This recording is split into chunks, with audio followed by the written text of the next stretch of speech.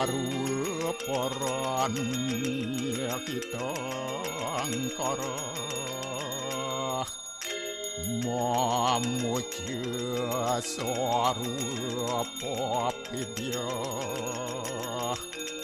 walaya suasadi siwa Om kesantauya kaiku dosa kesantauya wajiku mamu santauya manasa dosa permodat kesamam Om Santi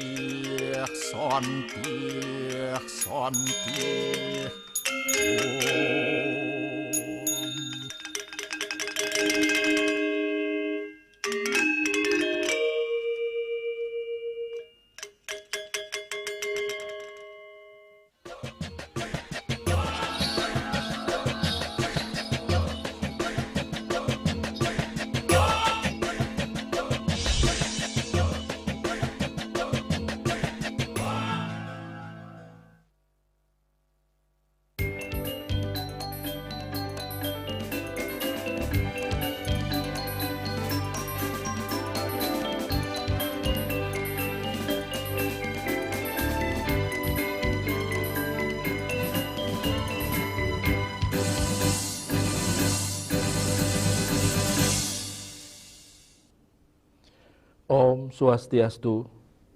Pemirsa Bali TV, seputar Bali kembali hadir dengan menyajikan sejumlah informasi di antaranya. Bali mulai persiapkan pembangunan PSEL, Gubernur Koster tinjau langsung pematangan lahan.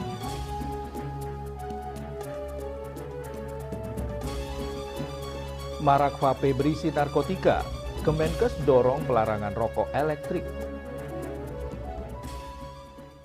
Jangan lewatkan juga informasi menarik lainnya yang sudah disiapkan tim redaksi kami bersama saya Pradana Adiputra. Inilah seputar Bali selengkapnya.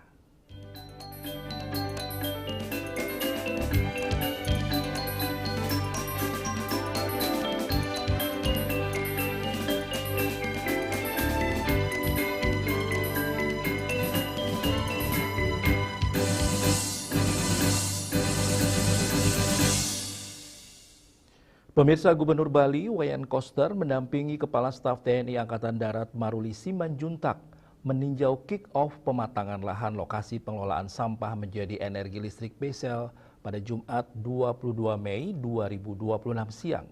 Lokasinya berada di lahan milik PT Pelindo di Pesanggaran, Pedungan, Denpasar.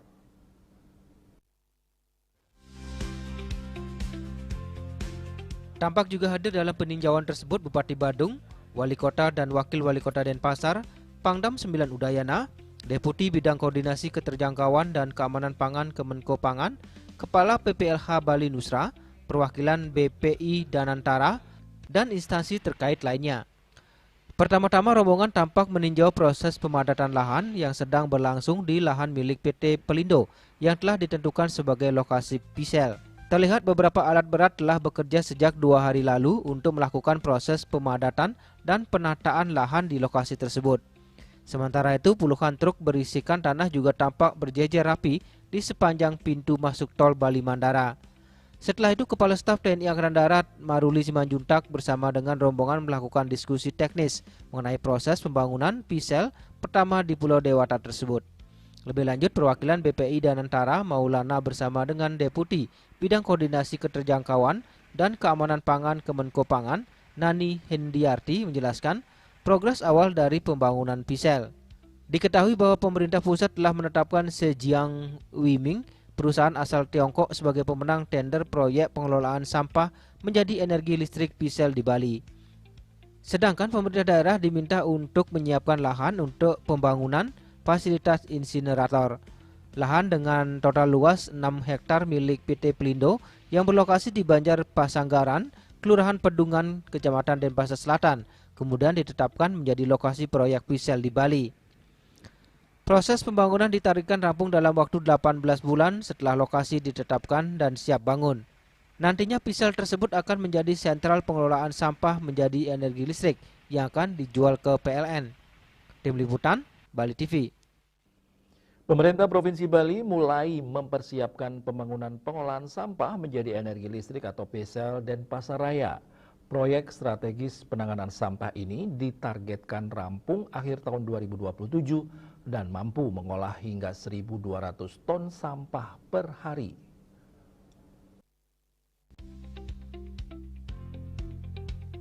Gubernur Bali Wayan Koster bersama Kepala Staf Tentara Nasional Indonesia Angkatan Darat Maruli Simanjuntak meninjau langsung kick-off pematangan lahan lokasi pembangunan PISEL di kawasan Pesanggaran Denpasar Selatan Jumat 22 Mei 2026.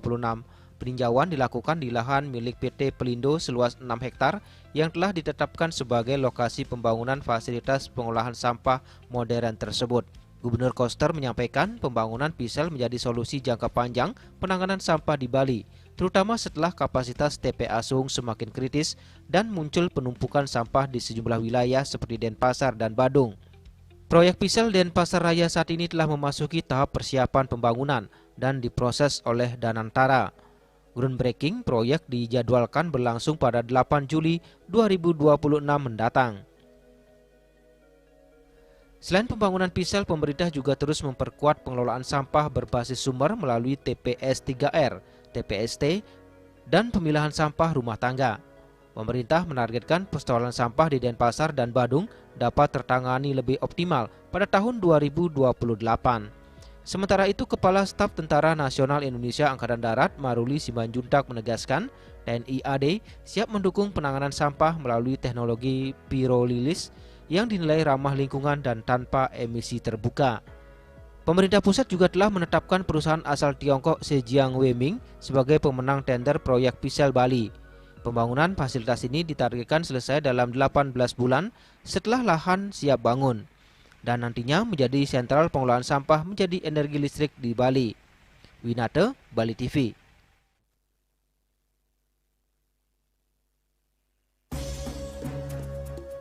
Marak vape berisi narkotika, Kemenkes dorong pelarangan rokok elektrik. Kami segera kembali dengan laporannya.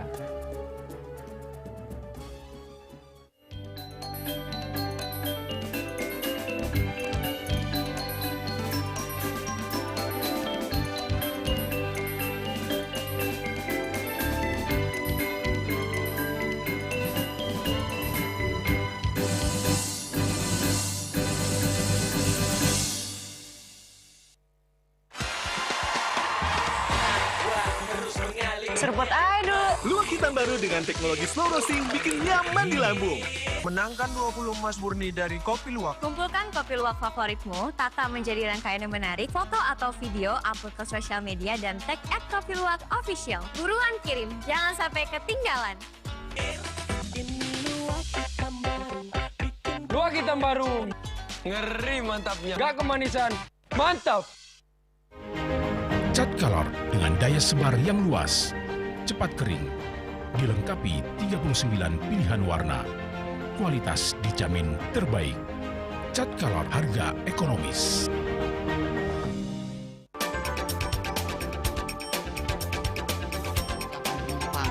Pihak bandara telah melayani sebanyak 192.284 penumpang baik domestik maupun internasional. Operator mengatakan dari kunjungan wisatawan mencapai 3.000 pengunjung per hari tersebut. Ini mengacu pada perdagangan harga gabah yang juga semakin mahal saat ini. Kondisi itu pun membuatnya tidak maksimal memenuhi permintaan pasokan beras ke pelanggan dengan dan loyalitas anggota Linmas. Hadir dalam kegiatan pelatihan dan pembekalan tersebut,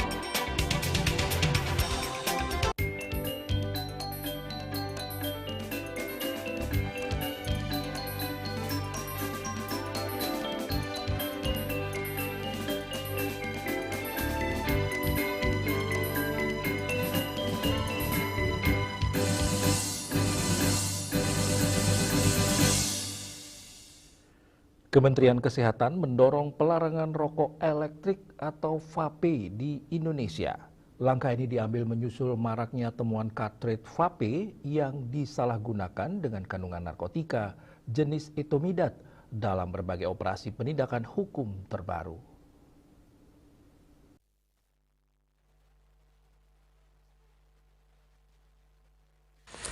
Direktur Pencegahan dan Pengendalian Penyakit Tidak Menular Kemenkes Siti Nadia Tarmizi mengatakan, Kementerian Kesehatan mendorong pelarangan rokok elektrik atau vape di Indonesia. Langkah ini diambil menyusul maraknya temuan cartridge vape yang disalahgunakan dengan kandungan narkotika jenis etomidat dalam berbagai operasi penindakan hukum terbaru. Nadia juga menyebut Singapura dan Malaysia sebagai contoh negara tetangga yang telah melarang rokok elektrik karena dampak penyalahgunaannya jauh lebih merusak dibandingkan rokok konvensional. Kemenkes kini tengah menyusun regulasi ketat demi melindungi generasi muda dari ancaman vape. Dan dari Kementerian Kesehatan tentunya baik dari dua sisi, baik narkoba maupun nanti kita berbicara tadi disampaikan juga temuan yang Pak terkait vape ataupun rokok elektronik. Yang kita tahu bahwa sebenarnya rokok elektronik ini di banyak negara dilarang, bahkan tetangga kita seperti Singapura itu melarang adanya rokok elektronik. Kenapa? Karena potensi penyalahgunaannya besar. Dan hari ini kita bisa melihat bahwa potensi itu nyata dan ada di negara kita. Tentunya dari kacamata kesehatan, pertama dari sisi kalau kita bicara dulu mengenai rokok elektronik ya, yang tadi tentunya kita tahu bahwa device-nya tadi kemudian disalahgunakan dengan memasukkan tentunya bahan-bahan yang tidak diizinkan atau bahkan bahan-bahan yang ilegal atau tadi bahkan obat-obat yang terlarang yang disampaikan oleh Bapak Deputi Bidang Penindakan di Badan POM. Nah, dengan tanpa adanya bahan tersebut saja, rokok, kita tahu rokok dan produk tembakau adalah sebuah zat adiktif. Jadi dia akan menimbulkan suatu kecanduan. Bayangkan kemudian masalah ini kita bisa lihat ditambah lagi kalau ditambah dengan tambahan atau penyalahgunaan obat maupun bahan-bahan yang sifatnya psikotropika ataupun juga narkotika. Dan ini pasti akan menjadi beban yang besar. Rokok saja tentunya kita tahu penyebab kematian tertinggi jantung, stroke, dan penyakit kardiovaskuler lainnya yang menyedot banyak pembiayaan BPJS kita bisa lihat. Siti kembali menambahkan tanpa tambahan etomidat, rokok elektrik bisa menimbulkan efek kecanduan lewat zat adiktif. Siti menyebut selain memiliki efek samping yang mematikan, rokok elektrik juga berpotensi menimbulkan gangguan kesehatan.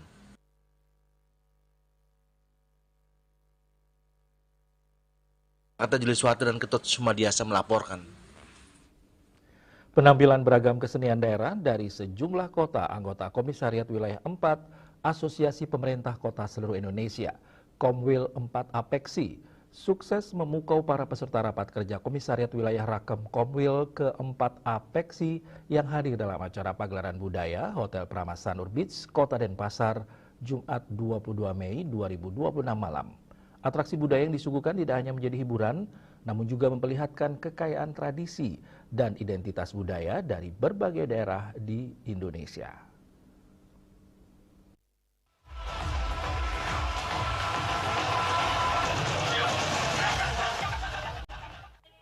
Hadir langsung pada malam itu Wakil Wali Kota Denpasar Rikade Agus Arya Wibawa, Ketua DPRD Kota Denpasar I Gusti Ngurah Gede, Sekretaris Daerah Kota Denpasar I Gusti Ngurah Edi Mulya, Ketua GOW Kota Denpasar Nyonya Ayu Kristi Arya Wibawa, Ketua DWP Kota Denpasar Nyonya Swadewi Edi Mulya, dan tamu undangan lainnya. Seluruh rangkaian acara diawali dengan penampilan pembuka Lokan Ritya Samudaya dari Kota Denpasar yang menghadirkan harmoni gerak tari khas pesisir dengan balutan musik tradisional yang energik. Asisten Administrasi Pemerintahan dan Kesra Setda Kota Denpasar, Nikomang Lestari Kusumadewi mengatakan, pertunjukan kesenian daerah ini menjadi wadah penting untuk mempererat persaudaraan sekaligus melestarikan kebudayaan Nusantara. Menurutnya keberagaman budaya yang ditampilkan menjadi cerminan kekuatan bangsa Indonesia yang harus terus dijaga bersama.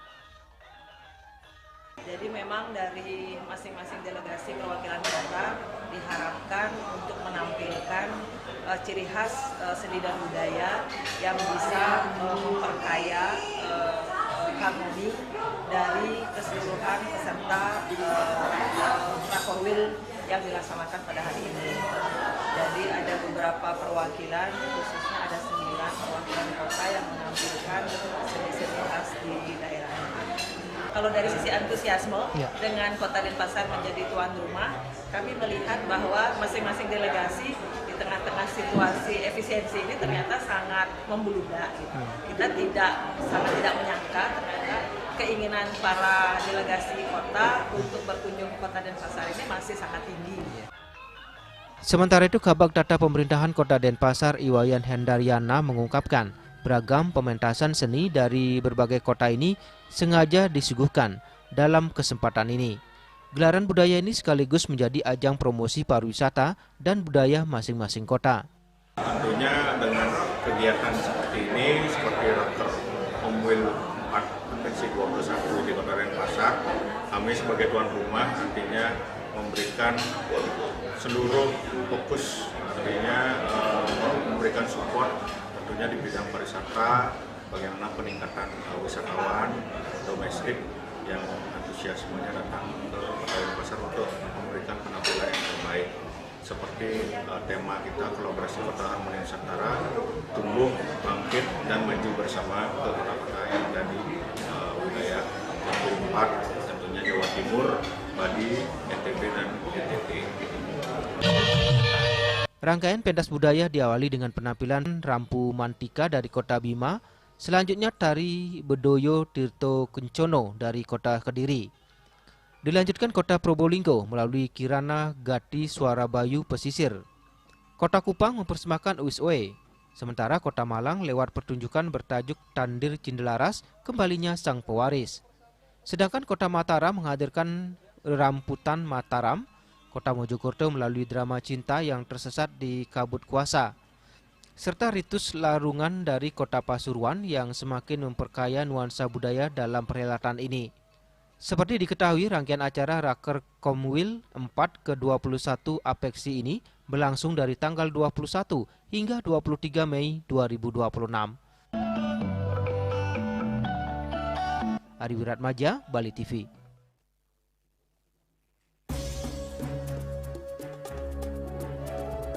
Kami akan segera kembali dengan informasi. Kemendikti-Saintek pastikan kasus kekerasan seksual rektor ditangani langsung kementerian.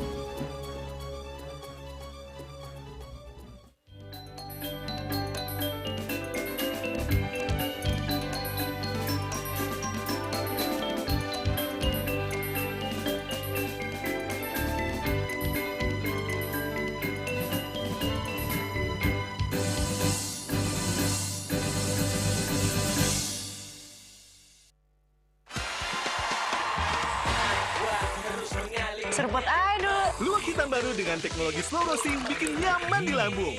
Menangkan 20 emas murni dari Kopi Luwak. Kumpulkan kopi luwak favoritmu, tata menjadi rangkaian yang menarik, foto atau video, upload ke sosial media, dan tag @kopiluwak_official. Buruan kirim, jangan sampai ketinggalan. Luwak hitam baru. Ngeri mantapnya. Gak kemanisan. Mantap. Emco, cat kayu dan besi. This indicates that Bali has recovered after the COVID-19 pandemic and has become the main destination for world tourists. However, Balinese menu choices are also getting richer, such as samsam guling to kuah balok and lawar babi. Although many restaurants serve similar menus made from pork, thigh, they leave behind telltale characteristics of fragments of DNA circulating in the blood, called cell-free DNA.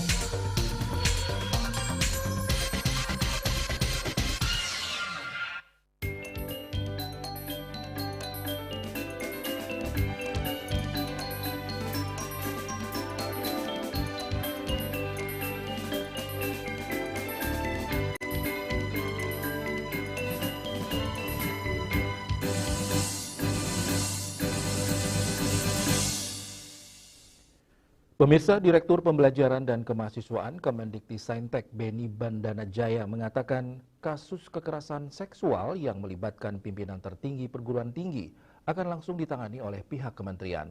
Ia mengatakan penanganan kasus kekerasan seksual yang melibatkan rektor atau jajaran pemimpin perguruan tinggi menjadi domain Kemendikti-Saintek.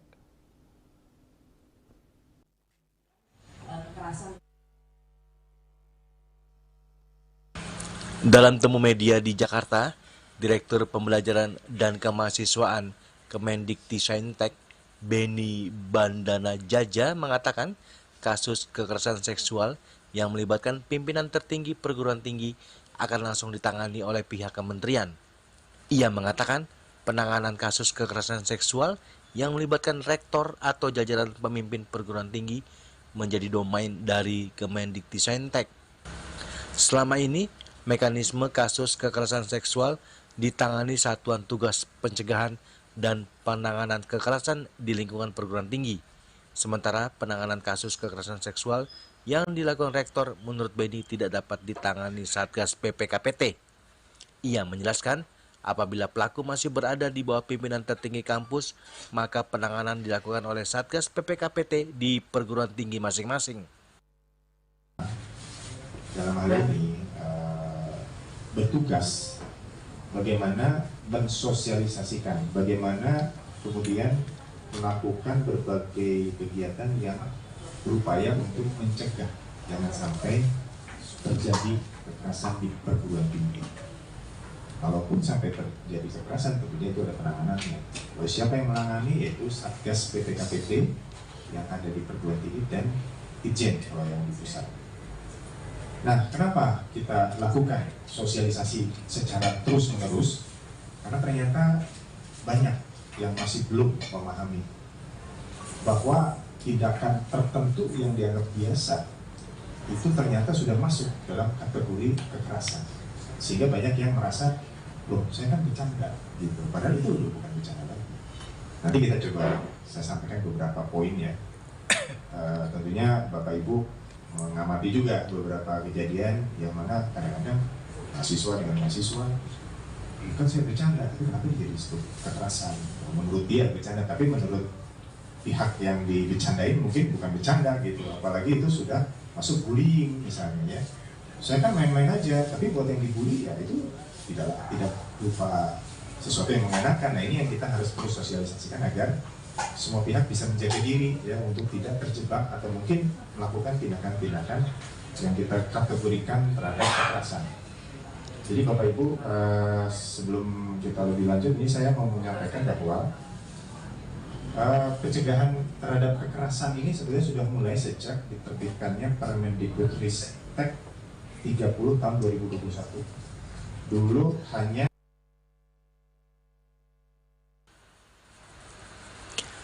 sanksi terhadap pelaku kekerasan di lingkungan kampus disesuaikan dengan tingkat pelanggaran mulai dari kategori ringan, sedang, hingga berat. Dari Jakarta, Juli Suhata dan Ketut Sumadiasa melaporkan.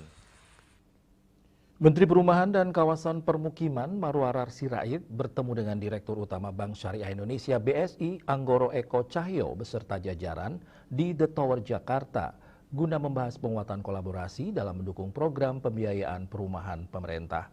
Marwarar Sirait menyampaikan apresiasi atas dukungan dan peran aktif BSI dalam mendukung berbagai program pemerintah, khususnya di sektor perumahan.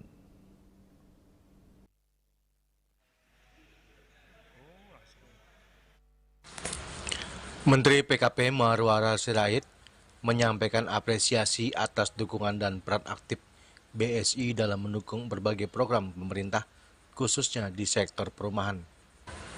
Dalam kesempatan tersebut, Menteri PKP juga menyampaikan bahwa program KPP menunjukkan perkembangan yang positif di berbagai daerah.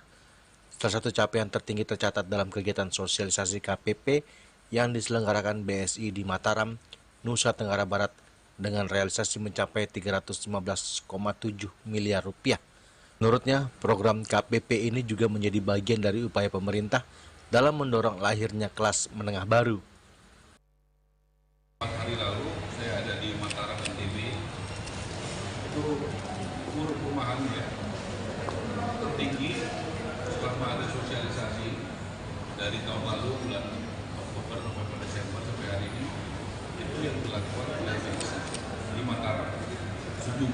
317 miliar. Ini sangat penting saya sampaikan karena perumahan ini baru diciptakan oleh Presiden Prabowo. Bagaimana membuktikan untuk investasi program 3 juta lebih. Presiden Prabowo memerintahkan Menko Perekonomian, Menteri Keuangan dan saya, kita membuat aturannya tanda tangannya 3. Ini sangat baik karena dari segi supply buat UMKM bagi kontraktor, developer, toko bangunan yang merupakan bagian dari UMKM, yaitu modalnya maksimal 10 miliar dan offsetnya maksimal 50 miliar, itu disubsidi bunganya. Kalau biasa pinjam 11% jadi 6%. Dan bisa sampai 20 miliar. Ini bisa melahirkan, terutama di daerah seperti yang dilakukan BSI, ini bisa melahirkan kelas menengah. Karena biaya bunganya cost of fund dia rendah. Jadi ini sangat bagus. Kemudian dari segi demand-nya, yaitu 100 juta ke bawah itu tidak perlu lagi. Kemudian proposal Direktur Utama BSI, Anggoro Eko Cahyo, menyampaikan apresiasi atas berbagai kebijakan pemerintah di sektor perumahan dan menegaskan komitmen BSI untuk terus mendukung program-program pemerintah termasuk di bidang perumahan rakyat. Ia menjelaskan, pada tahun 2026 BSI menargetkan penyaluran kredit perumahan sebesar 1,2 triliun rupiah.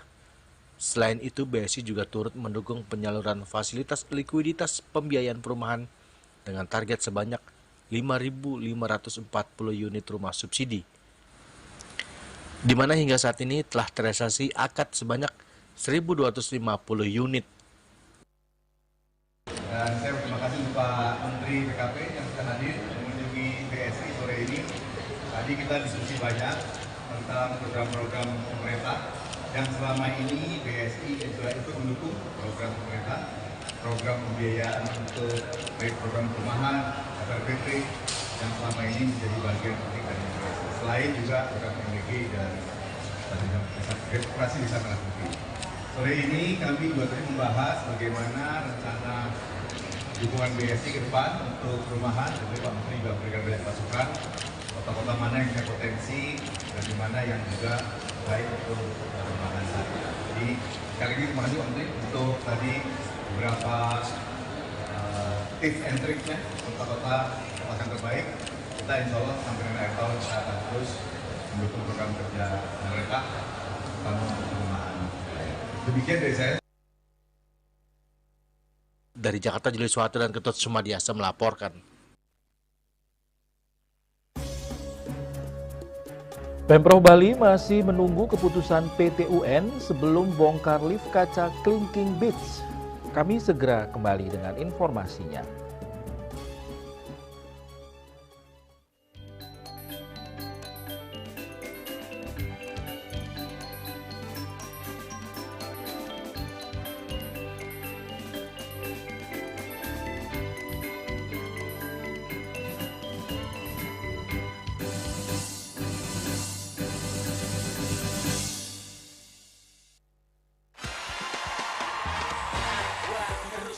Seruput aja dulu. Luwak hitam baru dengan teknologi slow roasting bikin nyaman di lambung.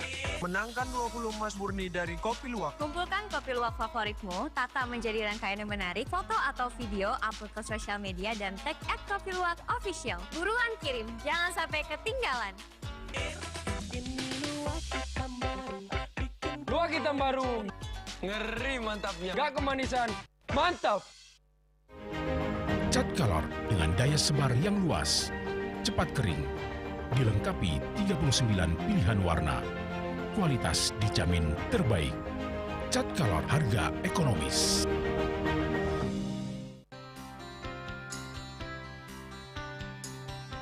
Rupuniki kemariang disampun angka alit nekuli. Metapang kalah kebos, mepandes dikawin sanging, mesin kamel, antar ketua Banjar Jakarta Selatan hari di Jakarta Selatan para pinangite miwah tokoh-tokoh umat Hindu. Emansipasi miwah penyarengan kerama istri saha anggen TPS Cangin Purikau wenten taler 6 TPS sanik kaayahin oleh kerama istri inggian ring TPS 6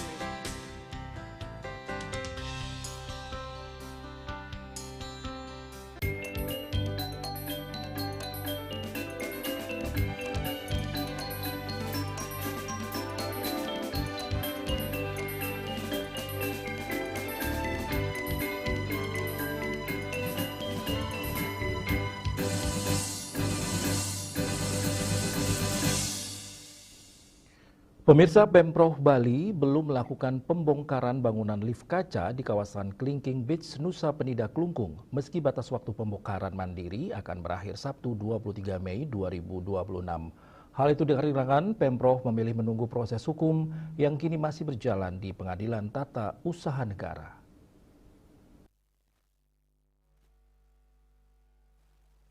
Kasat Pol PP Provinsi Bali Idewo Nyoman Rai Darmadi mengatakan pemerintah Provinsi Bali belum mengambil langkah tegas membongkar lift kaca setinggi 180 meter tersebut.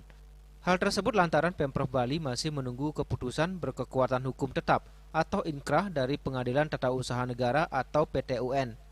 Rai Darmadi mengatakan selama proses hukum berlangsung, pemerintah tidak bisa langsung melakukan pembongkaran karena harus menghormati mekanisme hukum yang sedang berjalan.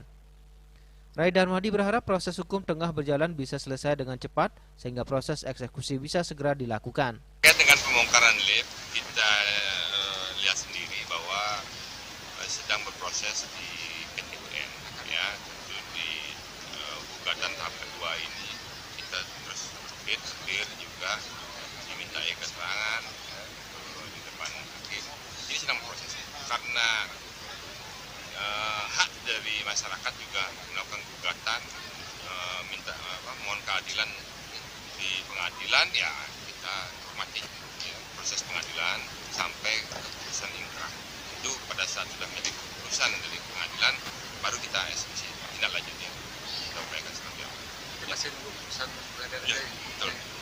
Memang ketentuannya seperti itu. Ya. Idewo Nyoman Rai Darmadi menambahkan sebelumnya pemerintah Provinsi Bali memberikan tenggat waktu hingga 23 Mei 2026 kepada pihak pengelola untuk melakukan pembongkaran mandiri terhadap bangunan lift kaca yang dinilai melanggar sejumlah aturan. Namun hingga kini bangunan tersebut masih berdiri karena adanya proses gugatan hukum. Yana dan Kadek Putra, Bali TV.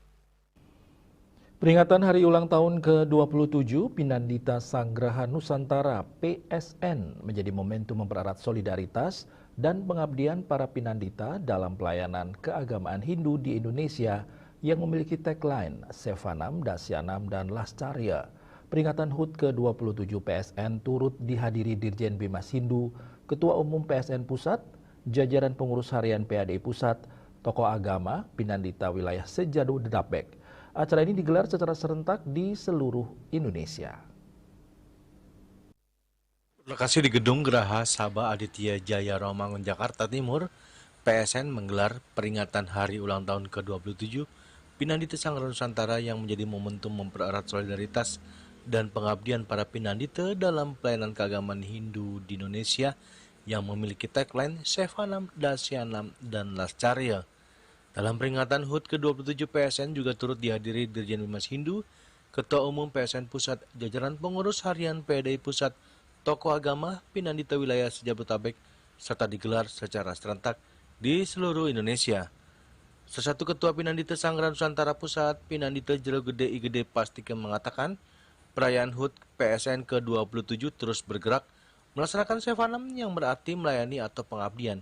Ini adalah tindakan melayani Tuhan, guru atau sesama umat manusia dengan penuh cinta kasih. Dasyanam yang berarti menempatkan diri sebagai hamba atau abadi, ini adalah sikap kerendahan hati untuk mengabdi secara tulus kepada Tuhan dan Dharma.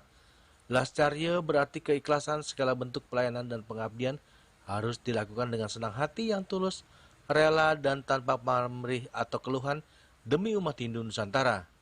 Jero Gede Igede Pastika menambahkan, ketiga prinsip ini saling melengkapi, di mana pelayanan yang tulus ikhlas dan penuh kerendahan hati harus selalu dilandasi dengan kebaikan yang abadi. Saya selaku Ketua Umum Pinandita Sanggraha Nusantara mengucapkan ulang tahun yang ke-27 sesuai dengan tema pada perayaan ulang tahun ini adalah mari kita tingkatkan kebersamaan melalui Sevanam, Dasyanam, Lascarya.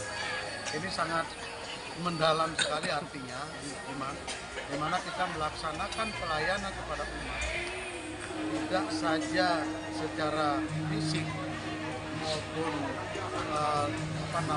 pikiran, tetapi juga bagaimana kita Pinandita itu meningkatkan jenana, kemampuan, kompetensi. Maka bagaimana kita menjalankan Swadharma kita menjadi Pinandita atau juru mampu, menjalankan ini sesuai dengan arti lascarya, tulus ikhlas, tidak merasa terbebani. Bagaimana kita menjalankan dengan tulus ikhlas kewajiban-kewajiban kita selalu dengan itu. Dan juga pada momen yang sekarang ini ulang tahun ini, saya selaku Ketua Umum menghimbau kepada seluruh Pinandita di Indonesia, di Nusantara, mari kita tingkatkan pengetahuan dengan tatwa untuk pelayanan umat. Karena ke depannya bukan saja kita selaku Pinandita hanya melaksanakan kitab Upayakara saja, tetapi bagaimana memberikan pencerahan kepada umat.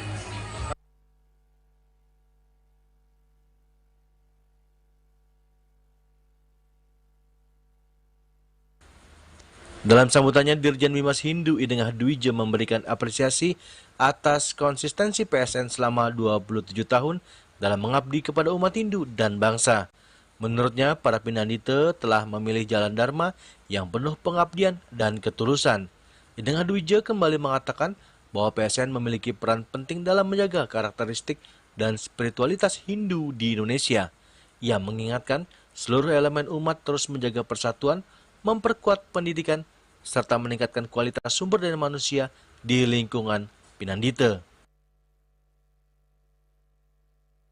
Ya, yang jelas saya selaku pembina organisasi seperti PSN memberikan selamat ulang tahun ke-27.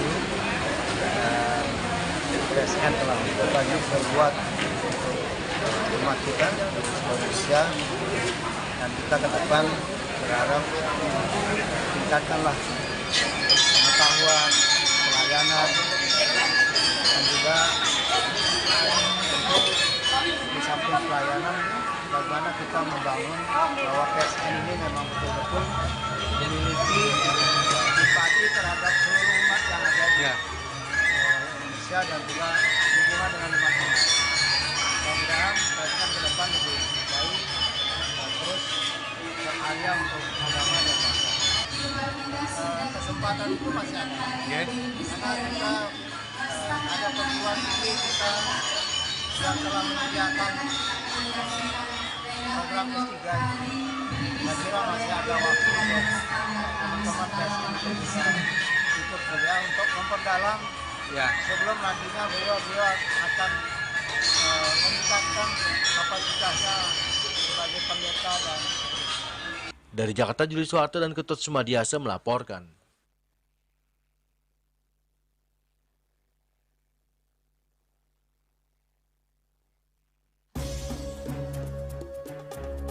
Pemirsa, jangan beranjak dulu, kami segera kembali dengan laporan tinggal di kota. Umat Hindu tetap rayakan Tumpak Wariga di pekarangan rumah.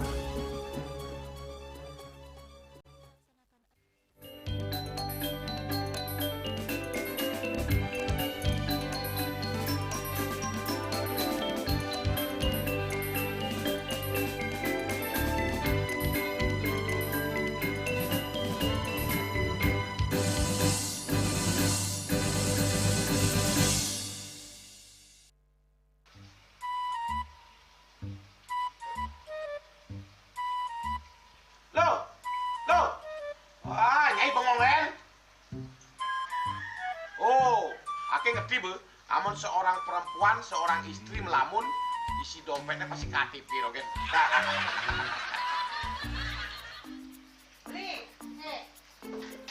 Awake hanya belajar lebih tenang menikmati hidup dengan proses tanpa harus protes. Loh, hidup itu adalah sebuah perjalanan, bukan perbandingan. Maka jangan pernah kamu bandingkan prosesmu dengan orang lain, karena kita berdiri di bumi yang sama dengan takdir yang berbeda. Oh, ini bertakdir awake nganten nggak beli, saya proses tapi stres. Wah, kamu lah punya Nyai. Betul ya Nyai. Ini pijit tangan lu. Sakit lagi awak-awake. Apa? Mau pijat kata? Oh, mau pijat. Bawayan kayak di rumah matajan matuakan. Dan ini subane gelam kok ini awake nih makata lo. Awake nih makata. Awake sing koda, awake sing idang wak kenjang, sing idang mijat. Loh, beli pergi karena tugas. pulang demi beras. Lelah itu wajar, tapi menyerah bukanlah jalan keluar. Semangat kau ngopi, kau ngama, wakilnya berceramah, jadi kayak presiden. Cuma sebelum lagi sih, kita nggak pakai.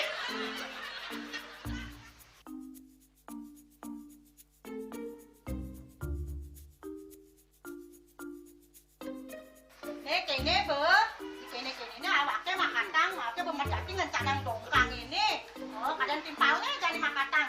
Ngajak ke saya dirundungi wayan. Ini, ayo kemarin jangan bicaranya nih lo. Ini siap dicekan awaknya jangan beli, lagi saya nih jangan. Wah, si lagi gini anak ngorek tempe semangatnya kangon. Melarang saya beli ngomong, ini madan minyak gana pati. Aduh, sudah lo, besarnya beli lo. Pemelaan nih. Pemelaan, jangan nggak dikasih lagi sini. Apa dikasih lagi sini lo? Coba tinggalin. Ini di HP ini ada beli. Nak liu kasihatnya nih beli bati nak nganggon minyak gana pati ada nih beli meringankan apa ada nih kaki terkilir, keseleur, rematik, pegelinu, pila, kesemutan, bangcang sakit, pokoknya menggenap kasihatnya nih. Nih, mana gigi? Ini kan saya konang panaki, awaknya saya kita konang. Jadi awaknya bersehat. Ini awaknya bisa nyai di kamar ini. Nih, aku asingnya. Asingnya nyai, awaknya bersehat di kakak lain nyai. Beli. Baik.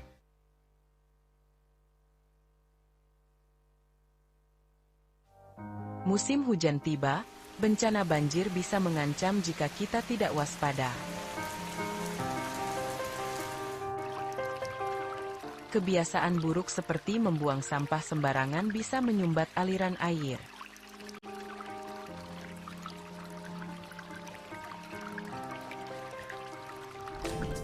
Kita bisa mencegah banjir dengan bergotong royong, menjaga selokan bersih, dan menanam pohon.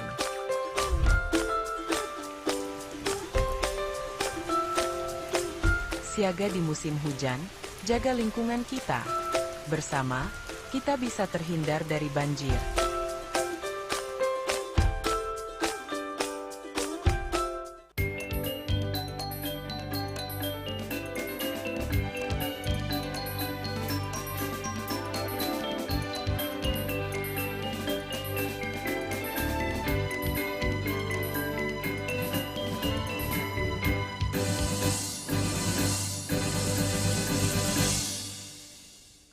Di tengah padatnya kawasan perkotaan dan keterbatasan lahan untuk bercocok tanam, umat Hindu di Bali tetap menjaga tradisi dengan merayakan Hari Raya Tumpak Warige di pekarangan rumah masing-masing. Meski tidak memiliki kebun maupun sawah yang luas, warga yang tinggal di wilayah perkotaan tetap memelihara berbagai tanaman di pekarangan rumah sebagai bentuk kecintaan dan penghormatan terhadap alam.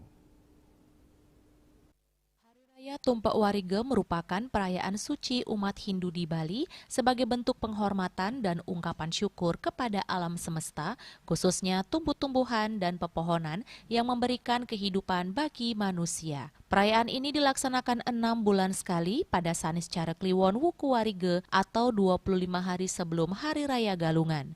Dalam perayaannya, umat Hindu memuja Dewa Sangkara sebagai manifestasi ide Sang Hyang Widiwasa yang dipercaya sebagai penguasa tumbuh-tumbuhan dan kesuburan alam. Di daerah pedesaan, Tumpak Warige biasanya dirayakan di kebun, sawah maupun tegalan dengan menghaturkan berbagai jenis banten pada pohon-pohon yang produktif. Namun bagi umat Hindu yang tinggal di daerah perkotaan yang memiliki keterbatasan lahan tanam, warga merayakan Tumpak Warige dengan menghaturkan canang pada tanaman-tanaman hias di pekarangan rumah.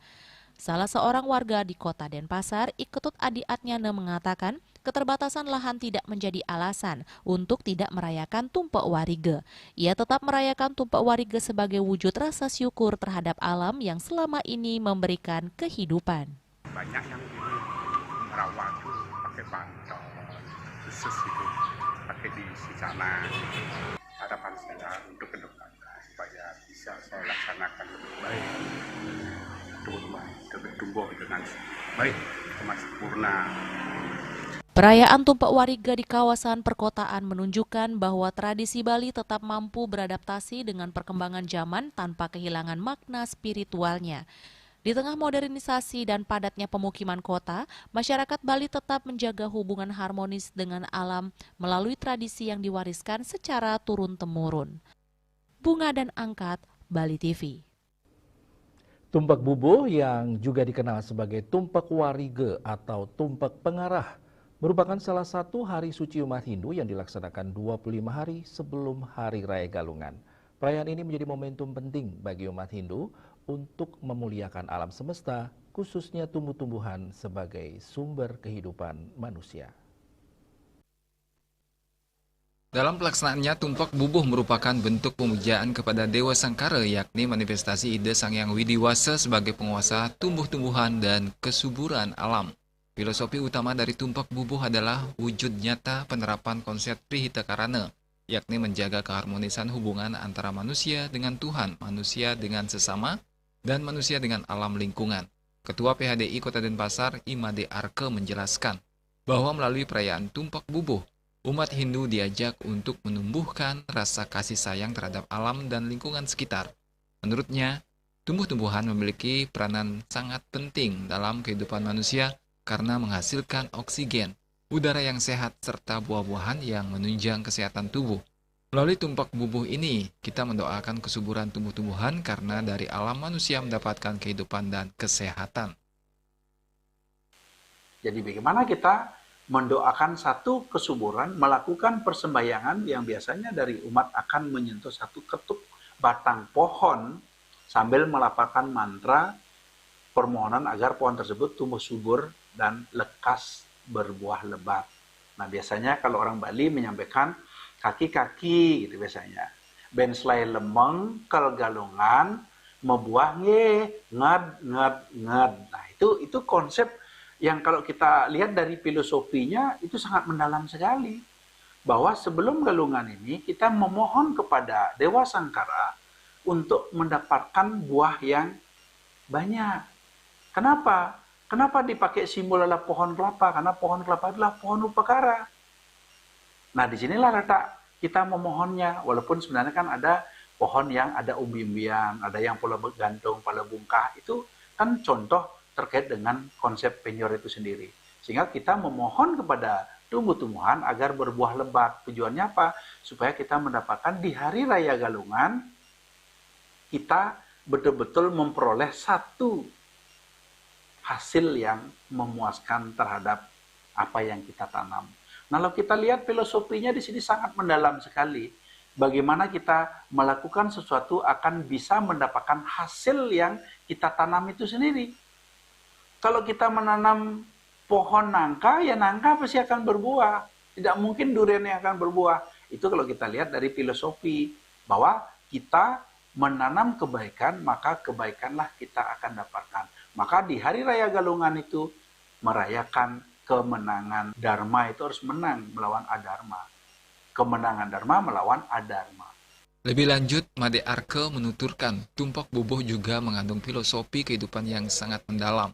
Tradisi mengaturkan bubuh sumsum atau memberikan makanan kepada tumbuh-tumbuhan menjadi simbol rasa syukur, sekaligus harapan akan kesuburan dan kemakmuran.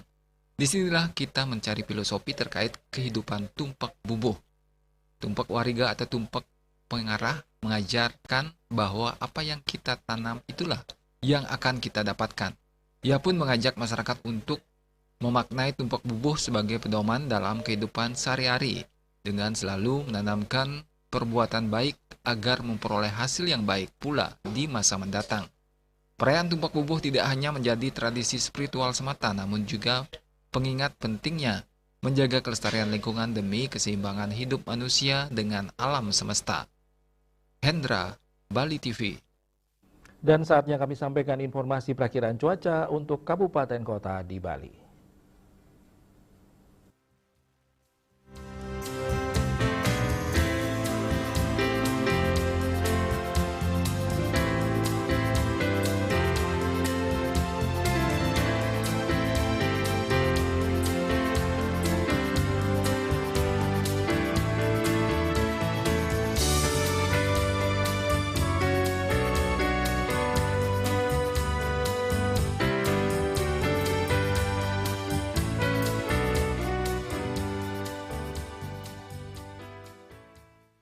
Pemirsa, seputar Bali bersama Minyak Kapun Ganapati, Usada Bali, Keluarga Sehat. Update terus informasi Anda dengan subscribe dan like YouTube channel Bali TV @newsbalitv.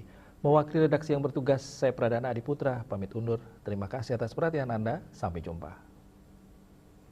Om Santi, Santi, Santi, Om.